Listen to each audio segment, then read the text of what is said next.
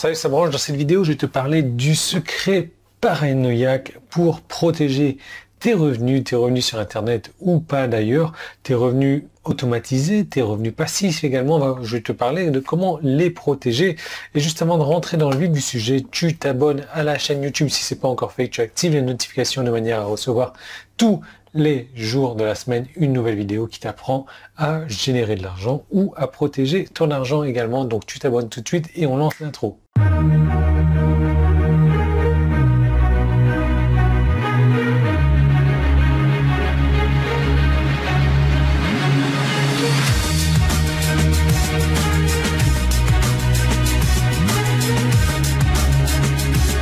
Donc ce qu'ici est une histoire vraie. Donc là, tu vois, j'ai la télé de la chambre d'hôtel. Je suis rentré donc sur Bangkok, comme tu peux le voir. Il était une fois un client qui a eu son compte marchand fermé. Donc compte marchand, c'est surtout si tu fais du dropshipping ou autre d'ailleurs. Donc aucune indication pour que son compte marchand soit fermé, aucun investissement, aucune raison a priori pour laquelle son compte marchand soit fermé.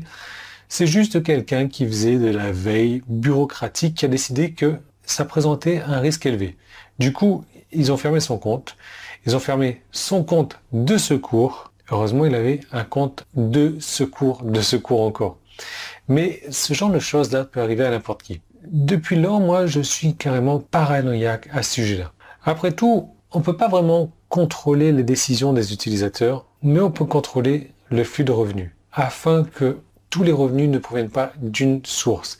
Et je te rappelle Dan Kennedy qui m'a énormément marqué, qui disait le chiffre 1, c'est le pire des chiffres en business. Alors comment est-ce que tu peux diversifier tes sources de revenus? Très simple, en ayant plusieurs fers sur le feu. Et il faut faire en sorte aussi qu'ils proviennent de sources de revenus différentes. Donc tu peux avoir par exemple ton compte PayPal, ton propre compte marchand, tes sources de revenus Kindle, tes sources de revenus avec les travails sur le client, l'affiliation, les revenus d'investissement, les virements, les chèques, etc., etc., etc. De cette façon, si un flux de revenus diminue, alors tu n'es pas ruiné. C'est une des raisons pour laquelle moi j'ai recours au marketing sur Internet parce que ça facilite beaucoup cette tâche-là. Mais au niveau des finances personnelles, eh bien figure-toi que ça s'applique également.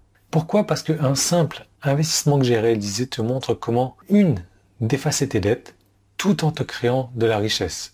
C'est vraiment un truc que très peu de personnes connaissent. Seuls ceux qui se sont vraiment enrichis l'ont mis en pratique.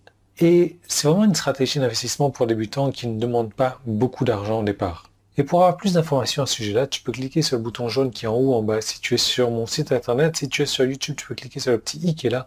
Le premier lien qui est dans la description, ça t'envoie vers cette seconde vidéo, cette fameuse seconde vidéo. Je te parle de mes stratégies d'investissement et je ne suis pas le mieux placé pour te parler de ça, mais c'est des stratégies qui ont marché pour moi, qui ont marché pour quelques-uns de mes amis, qui ont marché pour quelques-uns de mes clients. Et c'est une stratégie que tu peux regarder si jamais tu n'as pas encore de stratégie d'investissement. C'est pas la meilleure. Mais moi, ça a très très bien marché pour moi et peut-être que tu trouveras ton bonheur là-dedans. Donc tu peux regarder, tu cliques sur le bouton et je te retrouve de l'autre côté.